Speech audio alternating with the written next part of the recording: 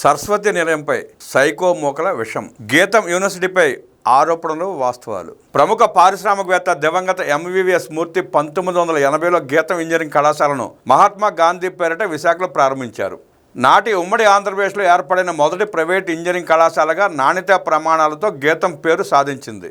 కళాశాల విస్తరణ నిమిత్తం 1981లో విశాఖ శివారు ప్రాంతంగా కొండలతో గుట్లతో ఉన్న ఋషికొండ సమీపాన భూములను అప్పటి కలెక్టర్ అనుమతితో మార్కెట్ ధరకు కొనుగోలు చేశారు. ఇందులో కొంత జిరాయితీ భూమి, కొంత ప్రభుత్వ డీఫామ్ భూమి ఉన్నాయి. ప్రభుత్వ రికార్డులలో సహితం ఈ వివరాలు నమోదయ్యాయి. కేవలం విద్యా అవసరాల కోసం వినియోగించే విధంగా 1996లో రాష్ట్ర ప్రభుత్వం 71 ఎకరాలకు ఎలివేషన్ జీవోను ఇచ్చింది. దీనికి గాను నాటి ప్రభుత్వం నిర్ణయించిన విధంగా ఎకరా భూమికి 16,000 నుంచి 18,000 వరకు గీతం చెల్లించింది. ఈ లావాదేవీలపై స్పష్టమైన ప్రభుత్వ జీవోలు రికార్డులు ఉన్నాయి. 2004లో అప్పటి ప్రభుత్వం ఋషికొండ ప్రాంతంలో సర్వేలు నిర్వహించి 14 ఎకరాల అదనపు భూమి ఉన్నట్లుగా, ముఖ్యంగా ఆ భూమి కొండవాలు చిన్న చిన్న బిట్ల రూపంలో వేలానికి సహితం పనికిరాని విధంగా ఉన్నట్టు గుర్తించారు. దీనికి సంబంధించి ఎండాడలో సర్వే నెంబర్లు 16, 17, 18, 20 మరియు ఋషికొండ వద్ద సర్వే నెంబర్లు 37, 38లలో ఈ అదనపు భూమిని గుర్తిస్తూ నాటి కలెక్టర్ ప్రభుత్వానికి నివేదించారు. దీనిపై CCLA స్థాయిలో 3 విడతలుగా సమావేశం నిర్వహించింది. విద్యా సంస్థ అవసరాలకు ఈ భూమిని మార్కెట్ ధరకు కేటాయించాల్సిందిగా గీతం అప్పట్లోనే విజ్ఞప్తి చేసింది. ఇదే సమయంలో కొంతమంది ప్రైవేట్ వ్యక్తులు నకిలీ డాక్యుమెంట్లు సృష్టించి పట్టా భూమి అంటూ కోర్టును ఆశ్రయించారు.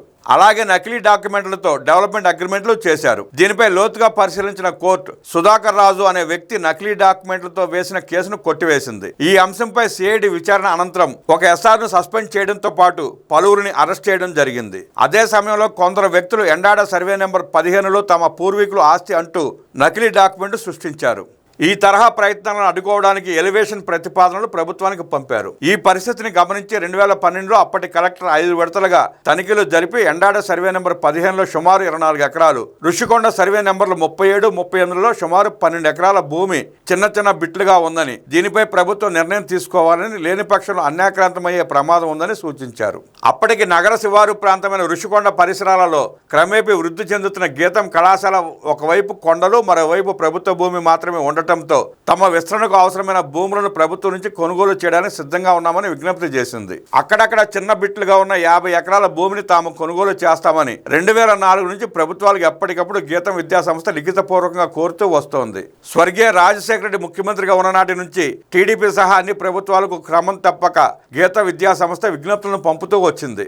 గీతం ఇంజనీరింగ్ కళాశాలగా ప్రారంభమై 2007 నాటికి డీమ్డ్ యూనివర్సిటీగా ఎదగడంతో వివిధ రాష్ట్రాల నుంచి, దేశాల నుంచి వచ్చి ప్రవేశం పొందుతున్న విద్యార్థులతో రాష్ట్రంలోని అతిపెద్ద విద్యా సంస్థగా రూపుదాల్చింది. దాదాపు 20,000 మంది విద్యార్థులతో, ఆసుపత్రులతో విస్తరించింది. పెరుగుతున్న విద్యా వసతి అవసరాల కారణంగా ఇప్పటికే ప్రభుత్వానికి భూమి విషయంలో విజ్ఞప్తులు చేయడం కొనసాగిస్తోంది. గీతం విశ్వవిద్యాలయం ప్రభుత్వ భూమిని ఉచితంగా ఎప్పుడూ కోరలేదు. ప్రభుత్వం నిర్ణయించిన మార్కెట్ ధరకే కొనుగోలు చేస్తామని, కేవలం విద్యా సంస్థ అవసరాలకు తప్ప వాణిజ్య అవసరాలకు ఉపయోగించమని స్పష్టం చేస్తూ వస్తోంది. నిజానికి గీతం ప్రభుత్వ భూములను కోరడం కొత్త విషయం కాదు. గత 25 సంవత్సరాలుగా ప్రభుత్వాలకు విజ్ఞప్తులు చేస్తూ వస్తోంది. 2017 సంవత్సరంలో రాష్ట్ర కేబినెట్లో ఒక అంశంగా సహితం చేర్చబడింది. 2019 నుంచి 2024 వరకు గత ప్రభుత్వ కాలంలో 3 సార్లు జరిపిన తనిఖీలలో ఈ భూములలో ఏ విధమైన నిర్మాణాలు లేవని గుర్తించడం జరిగింది. రాష్ట్రంలో గత 10 సంవత్సరాలుగా ఇతర రాష్ట్రాలకు చెందిన ప్రైవేట్ విశ్వవిద్యాలయాలు ఏర్పాటవుతున్న నేపథ్యంలో గీతం విద్యా సంస్థ కేవలం తన విద్యా వ్యాప్తికి మరోమారు ప్రభుత్వ భూములను కొనుగోలు చేసే ప్రతిపాదనను ప్రభుత్వం ముందు ఉంచింది. 4 దశాబ్దాలకు పైగా సుదీర్ఘ చరిత్ర కలిగిన గీతం విద్యా సంస్థ లక్షలాది మంది యువతకు బంగారు భవిష్యత్తును అందించింది. ఇంజనీరింగ్ కళాశాల స్థాయి నుంచి దేశంలో A గ్రేడ్ విశ్వవిద్యాలయంగా గుర్తింపు సాధించింది. చదువులు చెప్పడం ఒక్కటే కాకుండా పరిశ్రమలకు కన్సల్టెన్సీ అందించడం, గ్రామీణ యువత, మహిళలకు ఉపాధి అందించే శిక్షణా కార్యక్రమాలు, పరిశోధనలు నిర్వహిస్తోంది. గీతం విద్యా సంస్థను కేంద్ర ప్రభుత్వం సైంటిఫిక్ ఇండస్ట్రియల్ రీసెర్చ్ ఆర్గనైజేషన్గా గుర్తించింది. గీతం విద్యా సంస్థలో 100 కోట్ల రూపాయల వ్యయంతో మూర్తి ప్రయోగశాలలు ఏర్పాటయ్యాయి. వీటికి దేశం నలుమూలల నుంచి శాస్త్రవేత్తలు పరిశోధనకు హాజరవుతున్నారు. భారత ప్రభుత్వ స్టడీ ఇండియా కార్యక్రమంలో గీతం విద్యా సంస్థ చేర్చబడింది. దాదాపు 500 మంది విదేశీ విద్యార్థులు గీతంలో చదువుకుంటున్నారు. హుదూద్ సమయంలోనే కాక ప్రకృతి విపత్తుల సమయంలో గత ప్రభుత్వాలకు కోట్లాది రూపాయలు గీతం విరాళంగా అందజేసింది. COVID-19 సమయంలో గీతం వసతి గృహాలను క్వారంటైన్ కేంద్రాలుగా మార్చడంతో పాటు 3,000 మందికి పైగా విశాఖ ప్రజలకు గీతం ఆసుపత్రి కోవిడ్ చికిత్స కేంద్రం అండగా నిలిచింది. విశాఖ నగరంతో పాటు సమీప జిల్లాల్లో ఉచిత వైద్య శిబిరాల నిర్వహణతో పాటు 500కు పైగా కుటుంబాలను గీతం ఆసుపత్రి విద్యార్థులు దత్తత సేకరించారు. గీతం విశ్వవిద్యాలయాన్ని వ్యవస్థాపకులు ఏనాడు తమ కుటుంబ ఆస్తిగా పరిగణించలేదు. గీతం విస్తరణలో అంతర్జాతీయ ప్రమాణాలను మన విద్యార్థులకు అందించే అంశంలో వ్యవస్థాపకులు నేటికి నిబద్ధతతో వ్యవహరిస్తున్నారు. గీతం విద్యా సంస్థ ప్రారంభించే నాటికి స్వర్గీయ డాక్టర్ ఎంవీవీఎస్ మూర్తి విశాఖలో తొలితరం పారిశ్రామికవేత్తగా గుర్తింపు పొందారు. గీతం ప్రారంభించే సమయంలో ఆయన రాజకీయవేత్త కూడా కాదు. తెలుగుదేశం పార్టీ ఆవిర్భావం కంటే ముందు గీతం విద్యా సంస్థ వ్యవస్థాపకులుగా ఆయన విశాఖ ప్రజలకు పరిచయం ఉన్న ప్రముఖులు. గీతం విద్యాలయాన్ని ప్రపంచ శ్రేణి విద్యా సంస్థగా తీర్చిదిద్దడంలో ఆయన పాటించిన ప్రణాళిక కారణంగా విశాఖకు గర్వకారణంగా గీతం అభివృద్ధి చెందింది. గీతం విశ్వవిద్యాలయం నేటికి పాటిస్తున్న ఉన్నత ప్రమాణాలకు గుర్తింపుగా నాక్ ఎం గ్రేడ్తో పాటు ఎన్బిఏ గుర్తింపు, టైమ్స్ ప్రపంచ ర్యాంకింగ్లో స్థానం సంపాదించింది.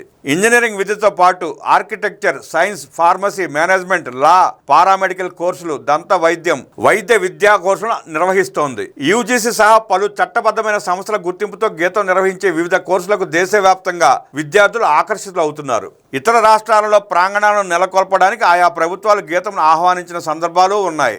విశ్వవిద్యాలయం విస్తరణకు భూమి కేటాయింపులో తర్వాతి కాలంలో విశాఖలో అడుగుపెట్టిన ఇతర విద్యా సంస్థలకు ఇచ్చిన ప్రాధాన్యత గీతం ఇవ్వకపోవడం విశాఖ ప్రజలు గమనిస్తున్నారు. గీతం పట్ల ప్రజలలో ముఖ్యంగా యువతుల గల ఆదరణ కారణంగా గీతం విద్యా సంస్థకు అనుబంధంగా ఏర్పడిన దూర విద్యా కేంద్రం సరైన వసతి సదుపాయం లేకపోవడంతో అర్ధాంతరంగా మూసివేశారు. ప్రభుత్వ భూమి అందుబాటులో లేకపోవడంతో విశాఖలోని దొండపర్తి ప్రాంతంలో కొంతకాలం తాత్కాలిక వసతితో ఈ కేంద్రాన్ని నిర్వహించారు. విద్యార్థుల సంఖ్య 1,00,000 దాటిపోవడం, సరైన విధంగా వసతి అందుబాటులో లేకపోవడంతో దూర విద్య కార్యకలాపాలను నిలిపివేస్తూ విశ్వవిద్యాలయం నిర్ణయం తీసుకుంది. గీతం విద్యా సంస్థ సమీపంలోని ఎండాడ గ్రామంలో 2009లో ఏర్పడిన ఒక విద్యా సంస్థకు 7.35 ఎకరాల భూమిని ప్రభుత్వం ఎకరం 25 లక్షల రూపాయల చొప్పున విక్రయిస్తూ 22/2009 జీవోను నాటి ప్రభుత్వం విడుదల చేసింది. అలాగే పలు ప్రైవేటు విద్యా సంస్థలకు తదనంతరం కాలంలో భూ కేటాయింపులు జరిగాయి. గత ప్రభుత్వ హయాంలో గీతం పరిసరాల్లో 40 ఎకరాల భూమిని తాము స్వాధీనం చేసుకున్నామని, వాటి విలువ 800 కోట్ల రూపాయలు అని నాడు వైసీపీ నేతలు వ్యాఖ్యానించారు.